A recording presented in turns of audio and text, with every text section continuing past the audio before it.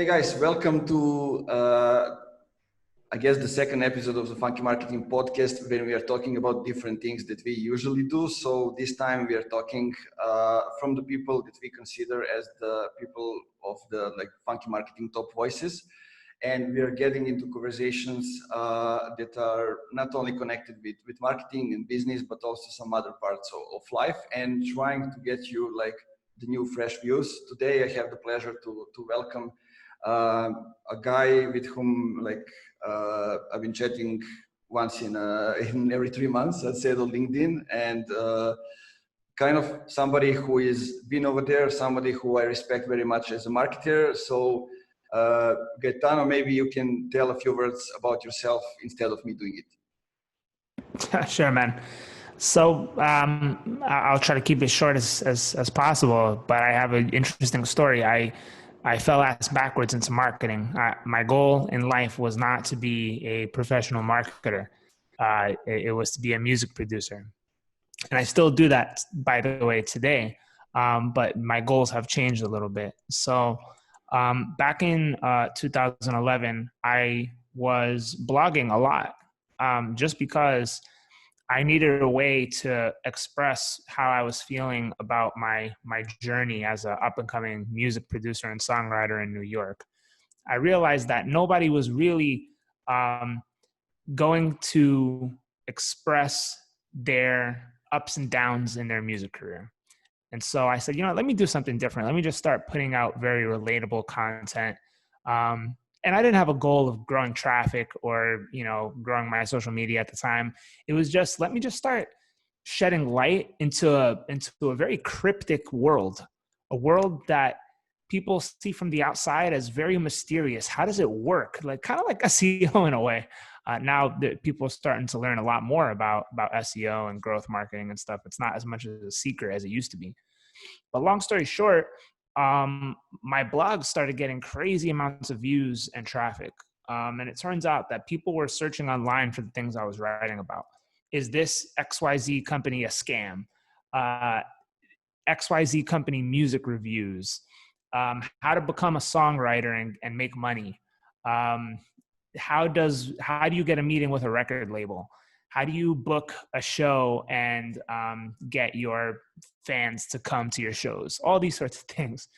And what I had realized was people were searching Google, finding my stuff.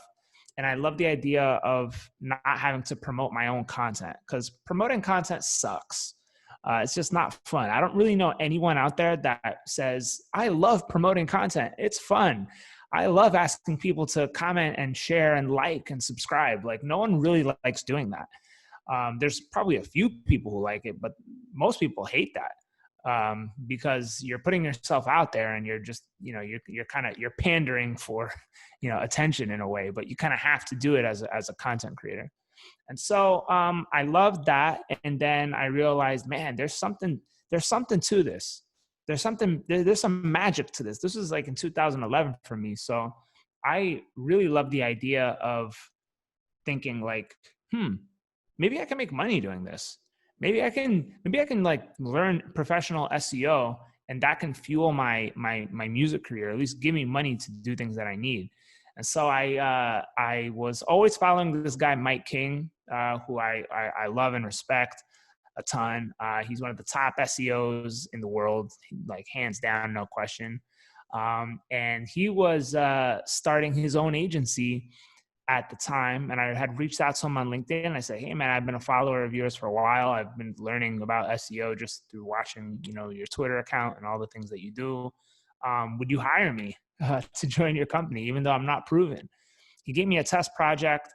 My test project was essentially to explain the SEO behind my blog, my music career, my social media strategy, my YouTube strategy. Got the job, and then he had some big clients fast. He threw me into the deep end, into the fire pit, into the lion's den. I was working with companies like Major League Baseball and Trojan Condoms and First Response Pregnancy Testing Kit. And, many types of clients too, across real estate, e-commerce, a diamond retailer, And so I got exposed to major stuff quick. And within 2 years, I was the top performer. I then left the company, moved on to Pipe Drive. I wanted to go in-house. I led the SEO team at Pipe Drive. Fun fact, I've been to Estonia like 20 times. It's a random fun fact. No one even really knows what Estonia is, but it's a tiny little country in Eastern Europe. That's where Pipe Drive is HQ'd. And so after Pipe Drive, I went to Sales Hacker, became the VP of marketing, took the company to an acquisition by Outreach. As you know, it's a sales automation software, now a unicorn company. Congrats to them for doing great work, doing a great job. They're going to be really successful in the future. They already are. And and then I didn't want to join Outreach full time, and I decided to switch it up. And I went to Nextiva. Nextiva is a cloud communications leader. We really focus on helping companies work from anywhere with regard to their communication system. So things like doing your business calls, meetings, team collaboration tools. We primarily serve mid-market. And so we're not trying to compete with the likes of Slack and Zoom and so forth. We serve kind of the non-technical audience. So our mission is to really make communication easy and simple for businesses. And I've been here for about 2.5 years now. We just got our first real big piece of love from TechCrunch. We announced our revenue publicly for the first time ever. We're a private company that's bootstrapped, self-funded. We just hit 200 million in ARR. And we've done this through primarily all 100% inbound marketing. So we've done zero outbound to this day. That's going to change in 2021. We can talk about that. But yeah, man, we built this up with SEO, paid ads, content, brand, referral marketing, affiliate marketing, email marketing, social media. And just high quality organic demand generation. And so that's where we're at today. Yeah, nice overview. Thanks for sharing it like structurally. I can see a lot of like similarities, especially like the things that you wrote to me, like growing up in Bronx in New York, like playing basketball with friends, relationship with your grandmother, if I'm not wrong, like those kind of things. I was also playing basketball. Like my father was a basketball coach, so it kind of came naturally. And growing up here in Serbia, it was a bit different than New York, but we had like we were isolated at the time in the 90s. We couldn't travel, so like being able to play basketball, it allowed me to travel inside the country to different cities, which were actually more than others did. And like that friendships that we created, that competitive spirit, I remember like us even getting up at 5 a.m. and just cleaning up snow so we can play basketball. I mean, that's how passionate we were about it. So tell me a little bit about the childhood specifically and about those special moments. Yeah, man. I think that's cool that, you were getting up at 5 a.m. to clean snow to go play basketball in Serbia. I think, it was kind of the same shit for me, to tell you the truth. Like whenever there was a snowstorm and we didn't have to go to school, me and my friends were like, yeah, football. And we'd go down to the park and play tackle football with our coats on, because it would be like 20 or 30 degrees. That's like 0 Celsius, I think, below 0 Celsius. So pretty cold. But yeah, we used to do that kind of stuff. Then in the hot weather in the summertime, I mean, there's nothing like New York City summer. It's just so classic, man. Just playing stickball in the street. We used to play all sorts of games, like right in the middle of the street. We used to play like stickball, wiffle ball. We used to play two-hand touch football in the middle of the street. And then if there was like a car coming, we'd be like, car. Everybody would move to the side, let the car pass, that kind of thing. And so, there's a sense of independence you get growing up as a young kid in New York City, because you got to do a lot of shit on your own. You got to get on the subway. You got to pay for a Metro card. You got to go to the deli. You got to ask for what you want. You got to, you're sort of like a young man in this massive world with all this stimulus happening around you. And you know, you mature a lot faster because you're not in the classic sort of American upbringing, right? You're not like, hey mom, let's get in the car and drive to the store, and you're in the safety of your mom's car. You know, then you can't go anywhere unless you drive. It's not like that in New York City. It's like, hey mom, I'm going out, see you later. Like I was like 12. So, you know, you become this like young little guy, and your maturity is accelerated because of your environment. And so that is what I appreciated about growing up in New York City.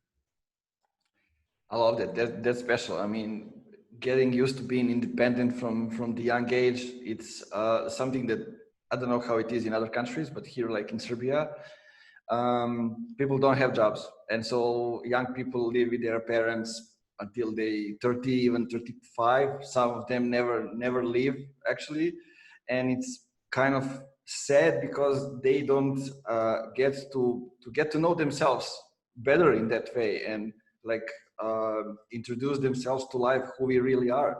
And like especially in my hometown, I remember that like there's a huge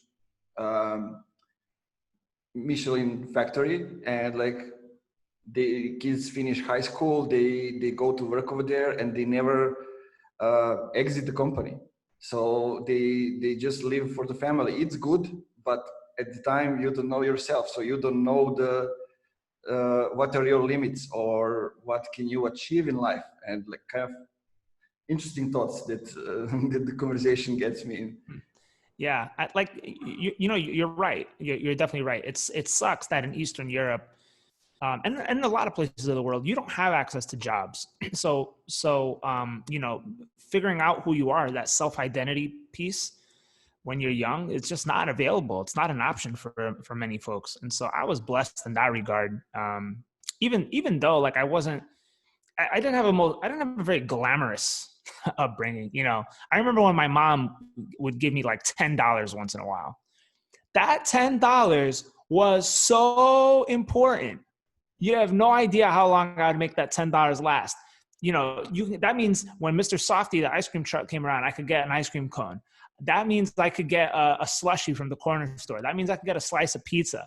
You know, that $10 was huge.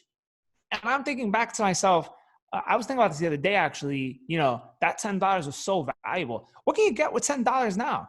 Can't get shit. And so it's insane how, you know, your perspective completely flips around as you get older in life. But the other thing about what you said is cultural. In the US, it's very customary to, you know, as soon as you hit 18, 19, 20, to start preparing an exit, to get out of your parents' you know, ecosystem. You know, you want that. Now, granted, things in the US now are tough. In fact, there's a scary trend of a lot of people that have to move back in with their parents because of COVID.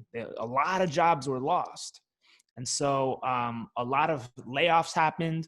A lot of job creation stopped. A lot of job cuts increased.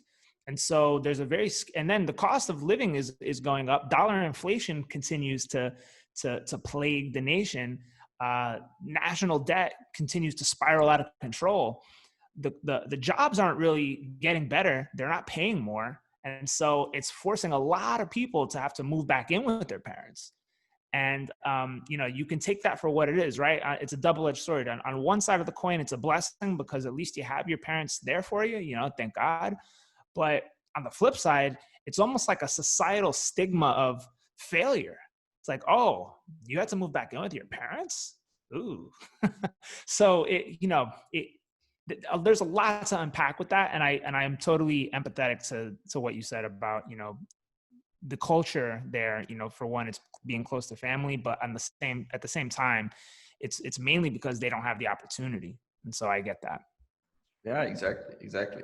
And let's move a little bit from the childhood and get to like to the first job. You already told us how it happened, but let's unlock some of it.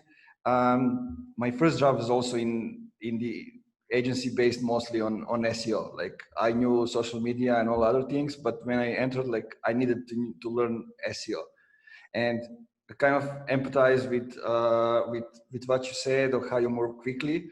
I started in a Canadian-based agency and just doing social media, learning SEO. At the time, like SEO was like first leaving valuable comments on the relevant articles back then. Now that this is something that's not a good practice, but at the time it was how you were building links, and like starting from there, move really fast, and like basically just because I was sharing what I learned, sharing knowledge, and like in 30 months I become the first GM that agency had, like 15 people, and managing all of them just based on the things that I have done before that, like managing organizing huge summer camps with like 200 people from 18 countries. And I learned tons of things just by outside of the marketing, because like I studied marketing, but I didn't learn anything at the college. So I dropped out and actually ended up in marketing by using like the side way. So tell me your story a little bit. How I know that you ended up like being somebody who is talking about music, all those things ended up in the SEO, but how did it went when you started working actually? How did the process go? Yeah, I mean, kind of similar to you, man. Like I got thrown into the deep end, as I kind of mentioned, and I did have to do a lot of different things that I had never done before, with very little direction, multitasking, lots of projects at once, a lot of time management challenges, um, just stupid things that, like, now that I laugh at, were messing with me when I was first starting out. Like I remember, for example, I had to crawl with Screaming Frog, a very large website. And because the purpose of doing that was to do a content audit for one of the client websites that we were working on.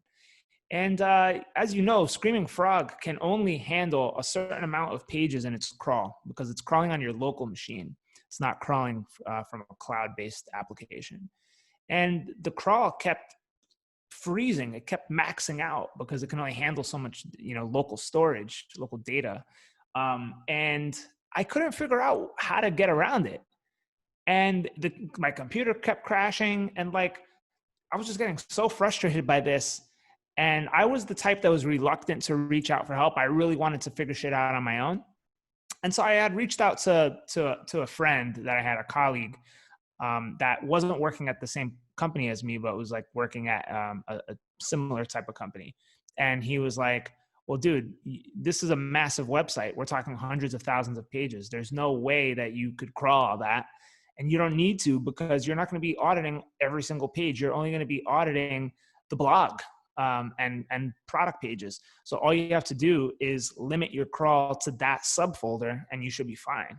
And I was like, oh, yeah, that's right. I don't need to be crawling, thousands of archive pages, thousands of, support pages. Like, this is not auditing the support section of the site. And so it doesn't matter. And, just little things like that had to click, just little hiccups like that. I just had to figure out along the way. But, overall, I would say the most shocking part was, like, it was super hard work. Like, it was a grind. Like, you just had project after project after project. And it's a double-edged sword, because, on one hand, it's tough to keep up with the pace. Especially when you're learning, you're not going to be doing deliverables as fast as a more experienced person. But over time, as you keep doing it over and over and over again, by my 20th website audit, I was really fucking good. But on my third one, I was still super slow. And it's just kind of like anything else. And then I think, like, the final thing I realized that was really important is, like, deadlines really are not optional. In the agency world, you cannot miss a deadline. There's just no way around that. And so learning that early in my career was super important, because when you approach in-house work with that mentality, you're just going to be so much better, because people in-house are like, oh yeah, we can push this out. Yeah, no, we don't have to get it done by Friday. Not a big deal. I don't work that way. I don't create arbitrary deadlines for the sake of doing it, but I really push hard to complete tasks, in a more timely and aggressive manner. And that is one thing that has separated me in my career from other marketers. Well said. Well said. Like learning to be responsible and to be accountable for the things that you are already taking as tasks is highly important. Like now, as a CEO, as I'm developing like the company, this is the first thing that I need to get from the people, that I can trust them. Then we can move to all the other things. And so, tell me. You said that you almost got fired from the first job. So what's the story over there? What happened? Yeah, I mean, essentially, when I was first getting started, like my first 3 months, I was so bad. I was so bad at marketing because I was only used to doing marketing in the way that I was doing it before, which was unstructured and just figuring it out, fly by night, sort of day by day, independent, not part of a team. I didn't have to do client deliverables.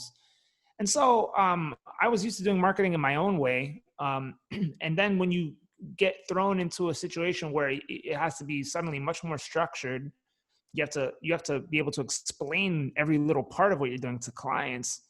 It's totally different, man. And I just wasn't used to that. And I really struggled with it at first. Like even something as simple as, preparing a spreadsheet for a client in a way that's easy to understand. I wasn't used to, creating pivot tables and, formatting my spreadsheets beautifully. I was just like, yeah, all right. Like all I needed is something rough and dirty, and I'm good with that. Like I wasn't used to creating charts and graphs and all these things. And so I realized that when you're giving information to clients, it's just a totally different ballgame. And so that was, I think, the hardest thing for me to adjust to. And because I sucked so bad, I was just so rough around the edges. And I just wasn't able to deliver work at the quality standards that was expected of me in the beginning. And I really, really struggled big time.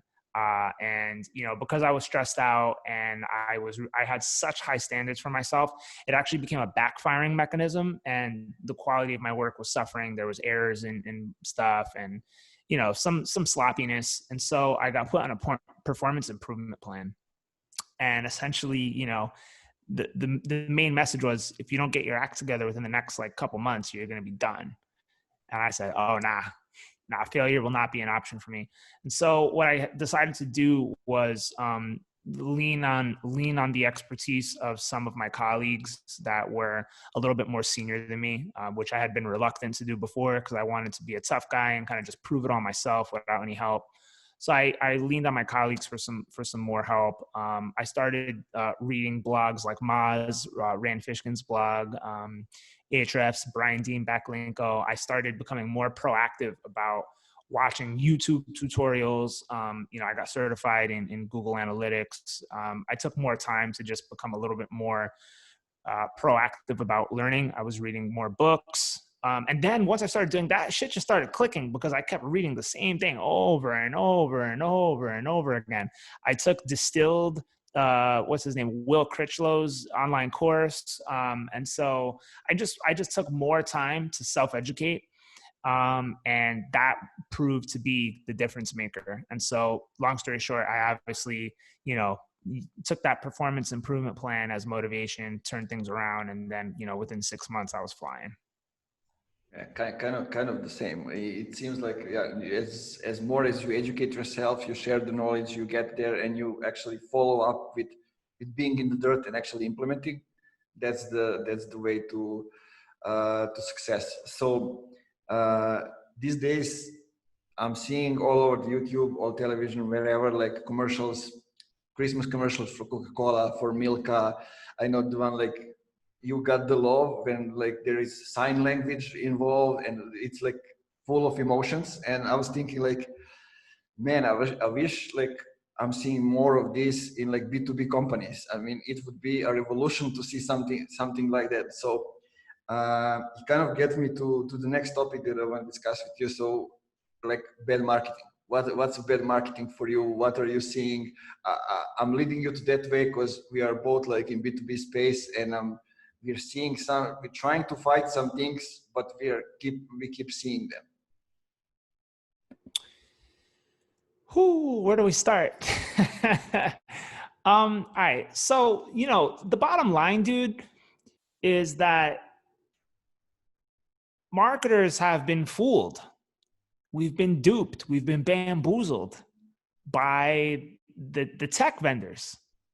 And so we've been fed this narrative that you have to do personalization at scale. We've been fed the narrative that you have to prioritize intent leads. Really what this comes down to is two core things that are plaguing the industry. One is that marketers are just doing shit for leads. They're doing shit for leads. Everything's about leads. There was even a point at Pipedrive where I had a manager that said, with each blog post, how many leads do you expect to get from each one? Or how many leads is the blog going to create this month? What I ended up eventually saying back was, well, let me ask you this. When was the last time you ever read a blog and bought something? Period. And there was this kind of just like this awkward pause, like, yeah, never. And it's like, exactly. And so there's that, right? And I think that's a really bad one. And then I think the other thing is that, there's this difference between declared explicit buying intent versus suggested or implicit buying intent.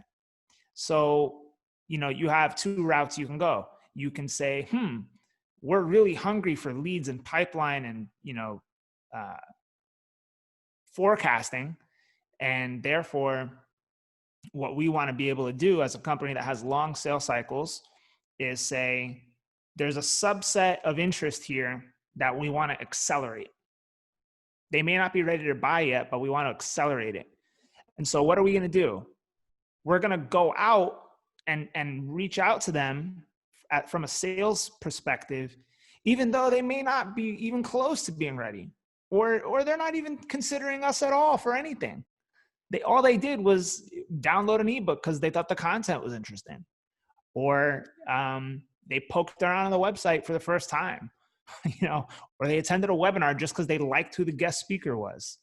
And so, you have a situation there where intent is merely suggested, but you're trying to figure out ways to cut corners and why?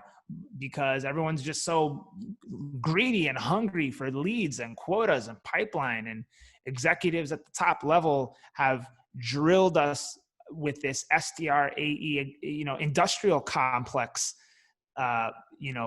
thing, right? And then, so what ends up happening is, rather than just doing great demand gen and waiting for that moment for a prospect to raise their hand and say, yes, I'm ready, to talk to sales. I want pricing info. I want to start a free trial.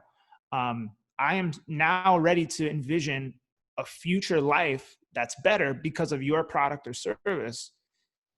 Instead of that, you have a lot of just corner cutting and hoping that one of those implicit intent things leads to somehow miraculously, turning dust to water, or some sort of miraculous act where they convert. And so those are the two things that are driving bad marketing behaviors. And that's not even getting into the bad tactics, the bad execution. So copying, lazy, lack of creativity, not thinking outside the box, doing the same funnel that every other B2B company is doing, If you look at Drift versus Intercom's website, I mean, it's a pretty much a pure copy of one another. There was even something we did at Nextiva where we took the brand logo names off of all of our competitors' content and website, and we said, all right, can you tell who is who? And we actually couldn't. We actually couldn't, because most of our competitors are using the exact same color schemes. They're doing the same kinds of content. There's nothing really, that stands out in a unique and impressive way. And so I can continue ranting on it, but I think I'll just stop there on what I think causes bad marketing and some examples of what bad marketing is. Yeah, man, a lots of digest over there. I totally agree. I mean, it's funny that I was on the same page with you, with Chris also. Like, maybe this pandemic, this crisis, this year is gonna eliminate people going after MQLs, but unfortunately it didn't happen, and I think it won't happen because like we need more and more people to talk about it, to educate other people, and we need executives to actually see the results of doing things in a different way, so we can change things and get back. I'd say get back to where we should be actually, because like I get that is all of this is coming from thinking like it's us, the company, here's the agency, and customers, they don't have the voice. So we need to get as many leads as possible so we can just convert them, and that's it. We don't care who they are, we don't care in which stage of the buying journey they are, we don't care how educated they are, we just want to get them on the call and to try to sell them, or on the email or whatever it is. And it's kind of how it just continues. But I'm seeing some examples. I was writing about it a few days ago, like Netflix, Spotify, Airbnb, like going to meet the customers. So they are not waiting for the customers to come, they are meeting them halfway, even more, and getting into conversations with them. And when the customers really have that experience, they won't go back. They will expect that for the major brands as well. Absolutely. Everyone is, so you said something important. The Netflixes, the Spotifys, the Amazons of the world have kind of set a new standard of expectations in the eyes of customers. And so when everyone's so used to just getting great delivery, Netflix pretty much never fails you. Amazon pretty much never fails you. They have their imperfections, of course. I made a post about Amazon, and there was a few naysayers. Of course, there's always gonna be a couple. But one guy was like, "Oh, they write, fake reviews. They have a fake reviews problem." I'm sure that's probably true. But at the end of the day, anytime I call Amazon because I have a problem, they answer within a couple minutes. And that's impressive. A company of that size and that scale that can answer at any time 24/7 within a couple minutes, that's majorly impressive. These kinds of companies have really set the standard of what people expect nowadays. And believe it or not, you're going to get compared to them. And I know most companies some founders are probably thinking, well, we're just a scrappy little SMB startup here. We're not even at, $1 million ARR yet. Too bad. You're going to get compared to those kinds of standards. And so, don't hate the player, hate the game. Exactly. And I just remember, I think it's good to mention. So back in 2017, I think I was working with a huge auto repair shop from Canada, and you know how important are reviews for everything that's connected with cars. It's like expensive toys. And one day they got the negative review, like one, and this kind of essay written by an unsatisfied customer. So they were looking like, who is this guy? What are some things that we have done? What can we done better? Like, the owners were actually good people. And so they were looking at their books. They didn't find anything. So this guy seems like he didn't get to the shop. So they say, okay, let's ask him. So they ask him, sir, when did you come actually to the shop? What was the problem? And you know what he said? 20 years ago. And it was like the father of the guy that owns the shop right now. Nobody that works at the time works at the shop right now. They changed everything. But this guy was waiting to get his Facebook account and to get his revenge for 20 years. That's epic. Yeah, exactly. It's That's like epic. Like the perfect example of how like you should treat every customer the same way and like That's right. not get over anything. Yeah, that just goes to show you never know who's walking in that door. You really gotta step up your game on the customer experience side. You know, as you said with that example, you just never know who you're going to be dealing with.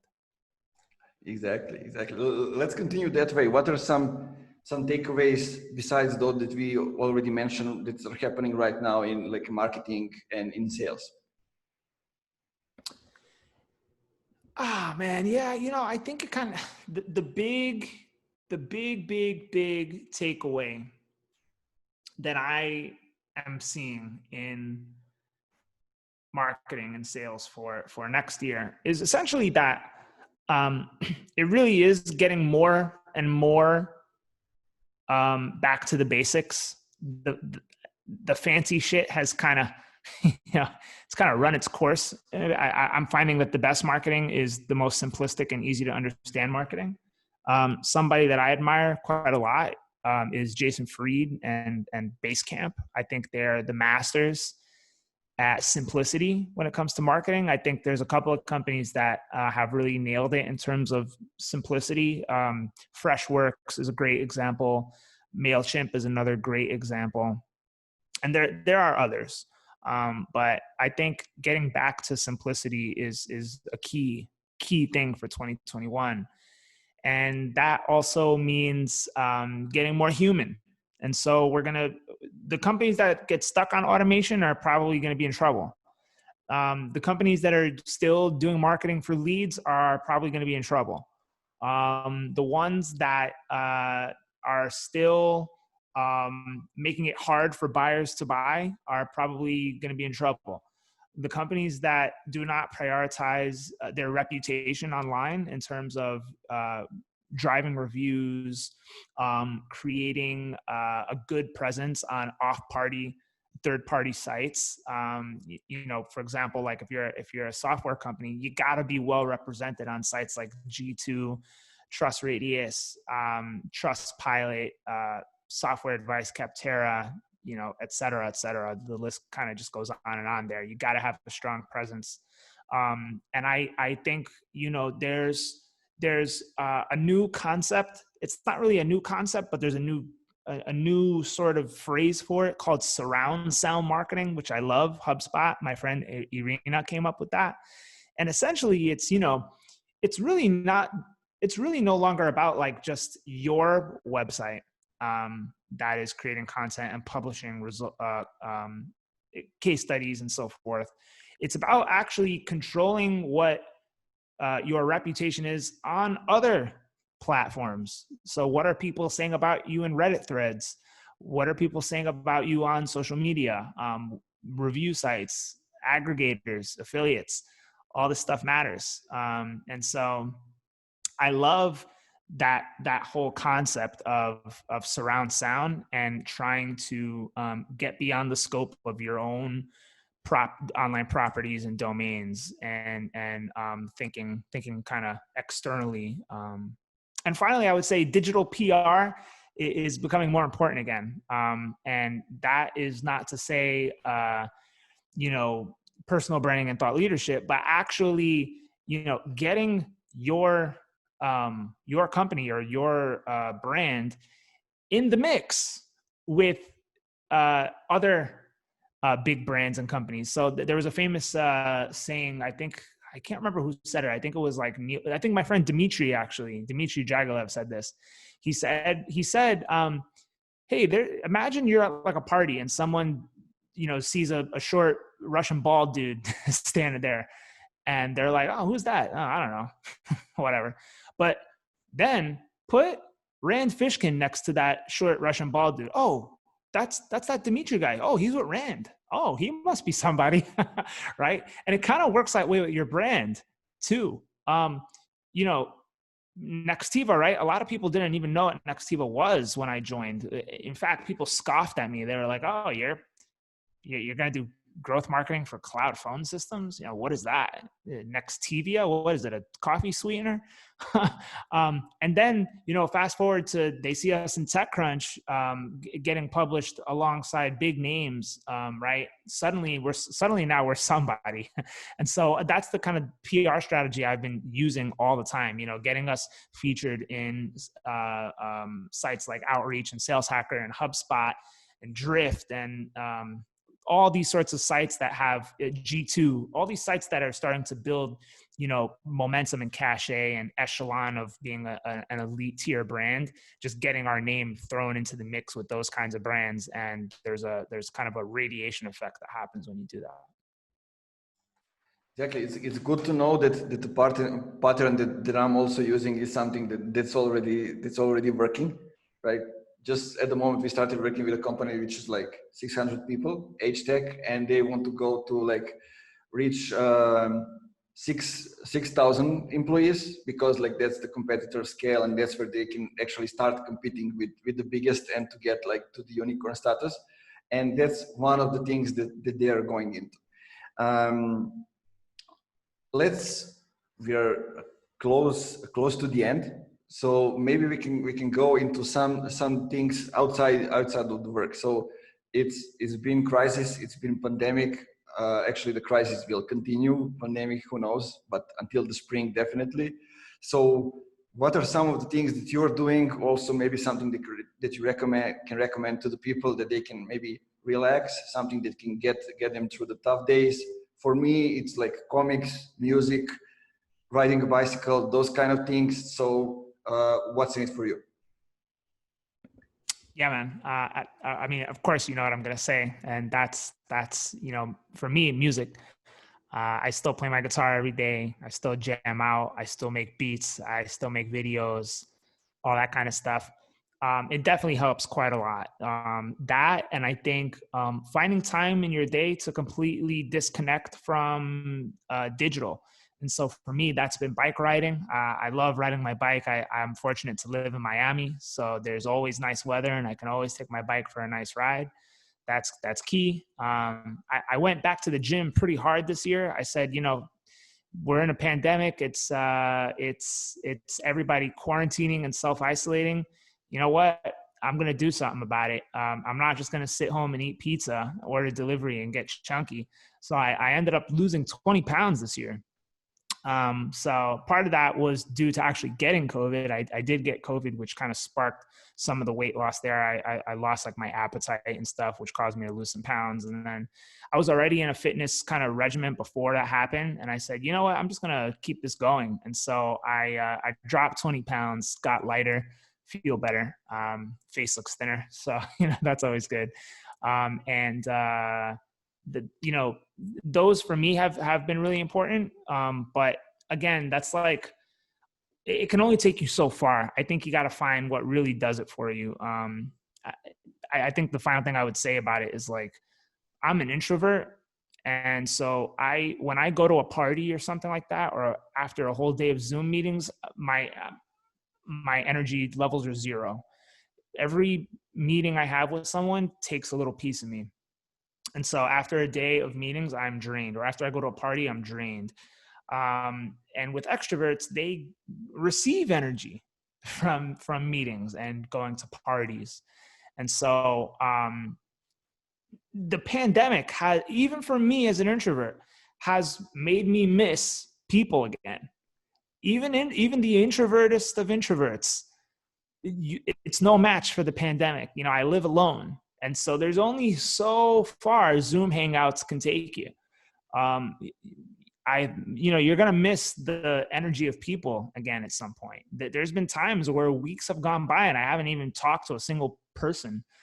it got to the point where I was looking forward to going to CVS so I could, make some little small talk bullshit with the cashier. Couldn't even do that because it's all self-checkout.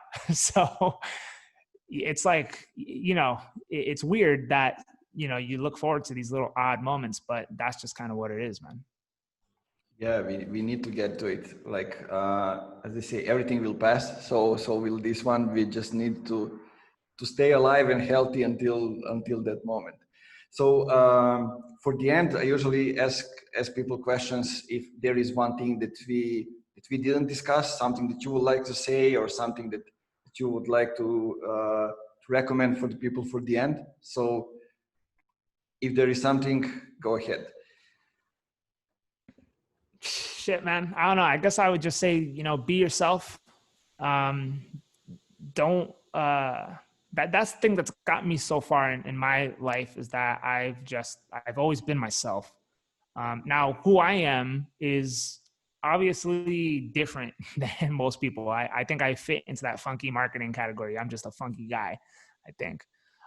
But if you're not funky, maybe you should try to get funky. That's probably what I would say, to close this off, right? Like, ask yourself, do I stand out? Ask yourself, am I questioning things? Ask yourself, am I just following the norm? Is the work that I'm doing actually having real impact? Especially as a marketer, I've found that in so many cases, after working with many different kinds of SaaS companies, even on their side projects and stuff, there's really just 20 to 30% of the activities that are getting, 80 to 90% of the results. Oftentimes you can cut half the things that are happening in marketing, and it's just worthless activity. Like, straight up. I can't tell you how many times I've, started working with a new SaaS company, and most of their ads are just ineffective or not working, and it's waste. Or they're working on campaigns that are just creating busy work, or just a number of things. It can be so many things. I can go down the list of ineffective marketing activities that people think are important, but are actually not. And so I think my takeaway would be to get funky, question yourself, question things that you're doing, and really start to audit what am I doing on a day-to-day basis that's going to actually make a difference in terms of, results, movable, noticeable results. And that's what I would leave off with. Love it. Thanks, man, for that. And thank you for being here. It's been a pleasure, and I hope we can jump on a call sometimes and just continue the conversation. Right on, man. Yeah, definitely. Thank you again for having me. Appreciate it.